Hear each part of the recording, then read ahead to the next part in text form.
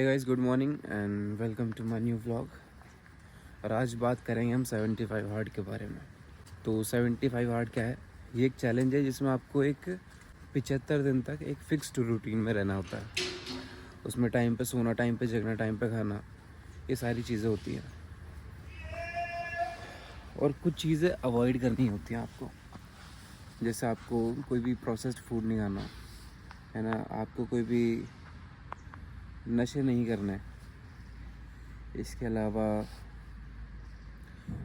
आपको एक हैबिट बनानी है रोज़ पढ़ने की। रोज़ आपको कुछ ना कुछ पढ़ना ही है।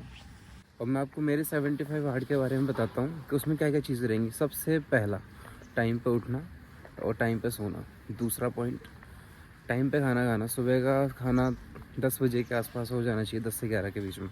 शाम का खाना भी 10 बजे के आसपास हो जाना चाहिए, 10 से पहले पहले ही हो जाना चाहिए।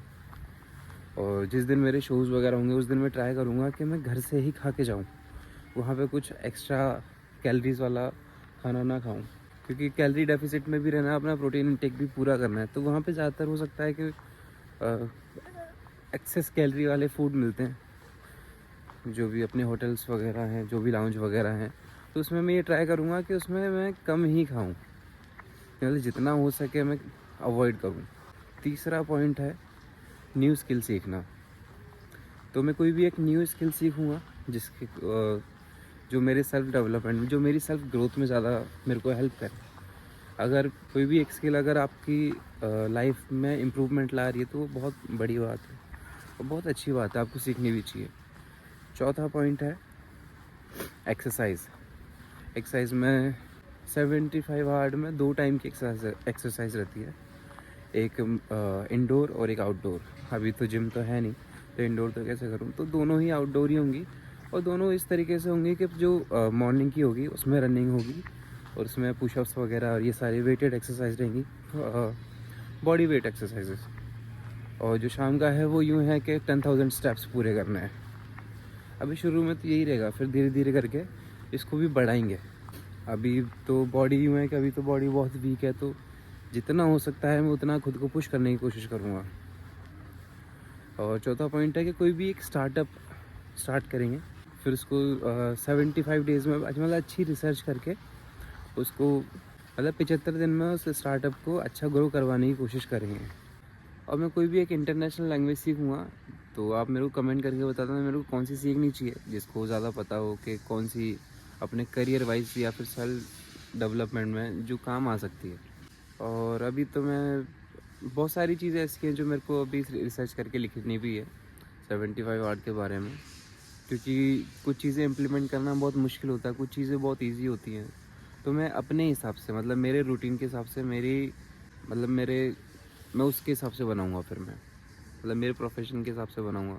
और बहुत सारी चीज़ें ऐसी हैं जो मेरे को रिसर्च करके अभी भी नोट डाउन करनी है, कौन सी चीज़ें करनी है, कौन सी चीज़ें नहीं करनी है।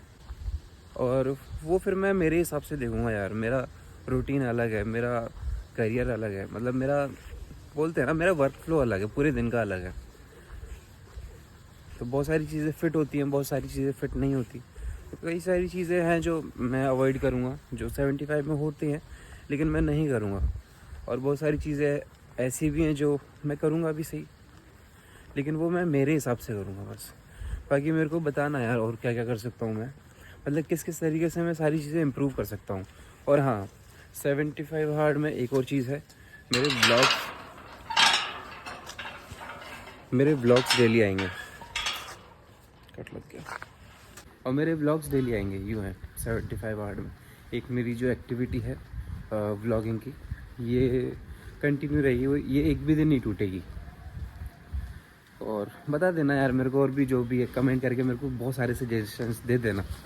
अभी मेरे दिमाग में इतना कुछ चल नहीं रहा, अभी सुबह सुबह उठ के आया ही हूँ मैं बस, और मैं सिर्फ अपना रूटीन ठीक कर रहा हूँ अभी। बाकी बताना मेरे को और क्या क्या कर सकता हूँ मैं। आज के लिए इतना ही, सिर्फ यही डिस्कशन है, मेरे को और कुछ नहीं करना।